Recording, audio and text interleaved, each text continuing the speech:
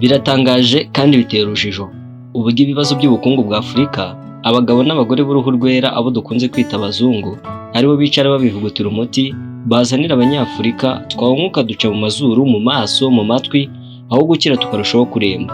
Ubundi ubona umuti iki? Ko ari ngo yasama ngucire mu kanwa, ngugaburire ngucire umurongo aho utazakandagira, mwereke aho muzabana, ngugurire umunyangire, cyangwa nk'umwenda utazishyura ngo uzawurangize uzawuraga buzabyara ku nyungu n'amananizo agahishi. Ni ukwiye kwibaza igisobanuro cy'urukundo rw'uburyarya batazira urwahebuje mu burengerazuba bakunda Afurika, kuko ayo magambo mbanje nicyo asobanuye, nk'uko tubikesha igitabo cyitwa Did Aid cyanditswe n'umunyazambiya wabiteye imbonekare Dambisa Moyo wagishyize ahagaragara muri 2009. Ikaze kuri Mira Rwanda, isoko y'ibyegeranyo bicukumbuye n'amakuru agezweho kandi yizewe. Nitwa Dushimimana Elisa. Nimuze mutere udutebe mbere yo gusoma amacupa, tubanze dusome ibitabo tuve muzi n'umuzingo ibyo bita ubufasha abo mu burengerazuba bw'isi bahora bakangisha Afurika bati wesha wibeshye ukora uko nakubwiye urebe ngo ndakuvutura akanyafu ukunda.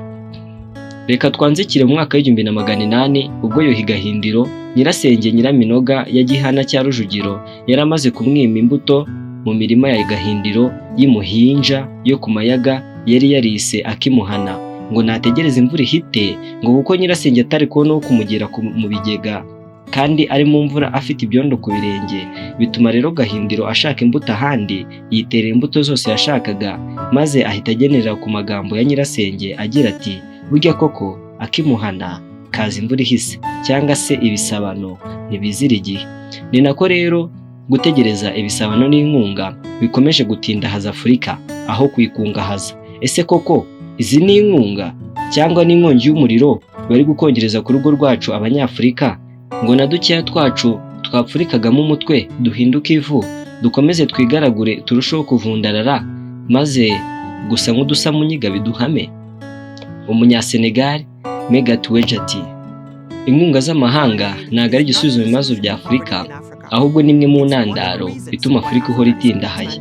Uwahoze ari umudepite mu nteko ishinga amategeko ya Amerika Ron Paul ati inkunga z'amahanga ni amafaranga aturuka mu bakene bo mu bihugu bikize maze agahabwa abakire bo mu bihugu bikennye.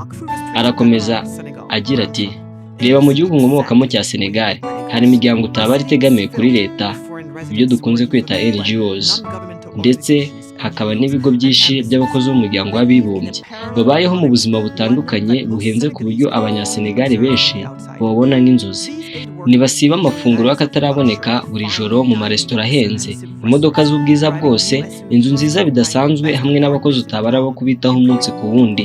Ndetse nk'aho ibyo bidahagije bakagenerwa imishahara y'akataraboneka ngo nishimwe ry'ubwitange, ngo bakorera kure y'imiryango yabo ahantu hagoye haba indwara z'ibyorezo, ngo ngaho na za malariya n'ikirere kibiye. Uyu munsi twabakusanyirije ingaruka z'inguzanyo hamwe n'inkunga z'amahanga ku bihugu bya Afurika. Burya ugukunda kwigisha kuroba ifi nagahora guha iyo yakurobeye, kugira ngo ubwo azaba adahari ntuzicwe n'inzara. Ibihugu byinshi bya Afurika byarobewe amafi kenshi, ibyo byatumye Afurika itiga na rimwe kuba yakifatira umutego ngo ishoke amazi yishakira umuhigo. Ibi rero ni kimwe nk'uko ibihugu byinshi byo muri Afurika bihora biteze amaboko icyarimwe bihanze amaso leta zo mu burengerazuba. Ibi bituma inkunga ziva muri ibyo bihugu ziza zigahuma amaso abayobozi bakuru batitaye kuri rubanda rwa giseseka. Ibi nibyo bibyara kuba wasanga igihugu nta karimo gikora katunga abaturage babo ngo kanabateza imbere, ahubwo bahora bagendera kuri za nkunga z'ibiryo nk'aho ari amatungo akeneye kurya no guhaga gusa. Icya kabiri, kwamburwa ububasha cyangwa ijambo muri politiki mpuzamahanga. Burya inyinshi muri izo nkunga zizana n'amabwiriza utabara, ndetse na nyirantarengwa abazitanga baha ibihugu bizakiriye.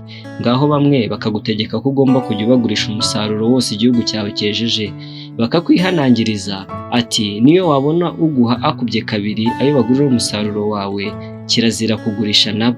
Abandi bakakuguriza yo kubaka imihanda, ariko mu cyitonderwa bakakubwira ko amasosiyete yabo ari agomba kuzayubaka, bivuze ngo inkunga bazanye bazayisubira nayo mu mifuka yabo. Icya gatatu, burya inkunga ni ikinyoma, ahubwo izihetse imyenda iguma mu mapuro kuko iteye ubwoba, utatinyuka kuyishyira ku mafoto ngo uyereke rubanda rwose kuko bakwita umusazi uri kubarahuriraho amakara ashyushye. Burya rero n'ibihugu bitanga ingwate rimwe na rimwe mbere yo guhabwa inguzanyo. Kera kabaye reka igihugu cyahawe iyo nkunga cyangwa inguzanyo kizananirwe kwishyura. Muzambaze uko Ubushinwa bwatwaye hafi y'ibigo byose by'itangazamakuru byo muri Zambia. Umuturage w'epfo iyo utazi aho amasezerano yasinyiwe azashiduka abona imisoro yatumbagiye, ayoberwa ibyabaye kumva arimo aratangira kwishyura rya deni atazi igihe ryafatiwe. Ingaruka ya kane y'inguzanyo zongera ubunebwe na ruswa mu gihugu. Biratangaje, reba ukuntu Afurika ifite amabuye menshi y'agaciro utasanga ahandi ku isi, ariko bikaba ntacyo bimariye Abanyafurika bigaragara ugereranyije n'umusaruro ababigura bakuramo. Ibi bishamikiye kuri ayo mafaranga babona nk'aho ari menshi babazanira kandi y'ubuntu. Nicyo gituma bahora bashyize amaboko mu mifuka bafatiyemo inote zituruka mu mahanga, aho gukura amaboko mu mifuka ngo biyubakire ibikorwa byakihutisha ubukungu bw'igihugu bahereye ku muturage. Icya gatanu, kwakira inkunga cyane ku gihugu runaka bigabanya agaciro abaturage bafite mu maso y'abayobozi babo. Nitugera kuri iyi ngingo biradusaba gukongora ariko tutanyanyagiza ibishishwa hose. Ubundi leta ikwiye gushingira imibereho ku misoro y'abanyagihugu n'ibikorwa bya leta. Rero iyo ibitunga leta bitava mu benegihugu bituma abenegihugu batagira agaciro imbere y'ababayobora. Ariho usanga bamwe binubira ubuyobozi ariko nta kindi bakora usibye kuyoboka bakayoborwa uko ababayobora babishaka, cyane cyane uko izo leta ntacyo ziba ziteze ku baturage babo nabo babatwara uko bashatse. Reka ducumbikire aha, ahubwo tugire duti Banyafurika tuzirikane ko Afurika idukeneye, idakeneye inkunga n'amadeni akangari, ahubwo ikeneye ubwigenge bwuzuye. Niba wakunze iki kiganiro gisangiza inshuti n'abavandimwe, umwuka wo gukunda Afurika ukomeze utugwiremo.